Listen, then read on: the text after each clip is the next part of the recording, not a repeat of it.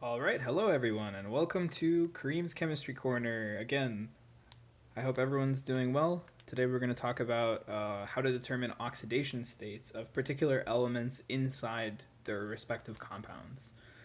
A little bit of it requires naming. You might be exposed to something like this, where we have what is the oxidation state of carbon in acetic acid, and so this would require that you know how to go from the name to the formula.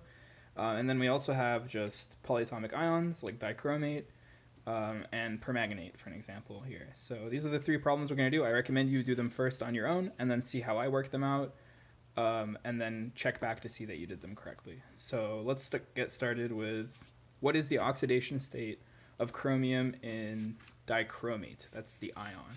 So let's get started with that. For us to determine what the oxidation state of a particular element in the entire compound, we need to know what the oxidation state of the entire compound actually is. So if we look at dichromate as an ion, it has a -2 charge up here. So this -2 is actually the oxidation state of the molecule. So that's the oxidation state of the entire thing. But we don't want the oxidation state of the entire thing. We want the oxidation state of just chromium within the dichromate ion. So how do we get that? Well, we need to consult our periodic table first. So we want to know what is the oxidation state that oxygen is going to take on when it's within a molecule. So let's consider what that might look like. If we look at our periodic table here, we can see that oxygen is in the 6A, well, I guess it's not labeled on this periodic table, but it's in this group right here, which means that it's going to have a -2 charge. All right, so remember that this is going to be a -1 charge, -2 charge, -3 charge, +1, +2, +3 over here, with the exception of boron. And that -2 charge is the oxidation state of oxygen. So now that we have that oxidation state, we can do some quick math and figure out exactly what the oxidation state of chromium is. So let's do some quick maths and figure out that oxygen is -2. There are 7 of them within each molecule. That's going to be -14. Now the entire charge of the whole thing is -2, and we have 2 chromiums within this molecule. So what we actually need is our chromium charges need to add up with -14 to give us -2. So what we have to do is actually subtract that -2 from the -14, and so we get -12. So this is the total charge balance that we're going to need. So this is -12 must equal the positive charge of chromium. So chromium must be equal to +6, because 6 times 2 is going to equal that 12 up there. And so the oxidation state of chromium within dichromate is +6. All right, let's move on to the next one.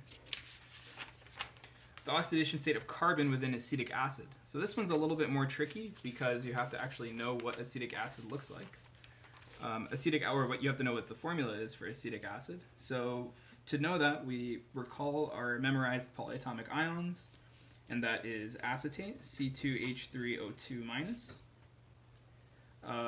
And it's an acid, so it means it's going to have a proton in front, and so we end up with HC2H3O2. Okay, so that's our acetic acid. And we want to know what is the charge of this guy the oxidation state of that in this molecule. So we have oxygen. We already know that oxygen is -2. So oxygen is always going to be -2, with very few exceptions, like peroxide, for example. Pull out our periodic table again. See that hydrogen is in this group, which is group 1. So because it's in group 1, it's going to have a charge or an oxidation state and a charge of 1. It's going to have an oxidation state of 1. This one will have a charge of +1, but that's a different topic for a different day. So we have -2 here, we have +3 here, and we have +1 here. Okay, and the whole thing is neutral, right? Unlike this was -2, this molecule is actually neutral. So because we have +3, +1, -2, that's going to equal overall plus 4 minus 2. That's going to be 2. So our carbons need to have a total charge of positive 2. So because they need, or excuse me, sorry, we have 2 oxygens here. So this is actually minus 2 for each one. So we have minus 2 times 2. So this is actually negative 4. So we have plus 4, negative 4. So the oxidation state of carbon must be 0. Right? So we have negative 2 times 2. We have plus 3 plus 1. So we have plus 4 minus 4 equals 0. And so the oxidation state of carbon in this case is 0. All right, let's move on to the last one. Permanganate, I'll do it directly onto the sheet. For potassium permanganate, we have manganese in potassium permanganate. So again, we have our oxygens here, which are going to be negative 2 each. So that's going to be negative 8. And then we have our potassium, so that's going to be in right there. So in group 1, so that means that it has a positive 1 charge.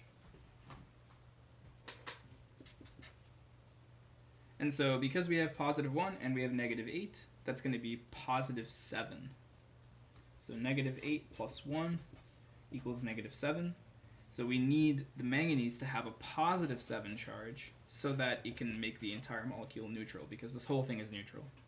So the oxidation state of manganese must be equal to plus 7. Okay?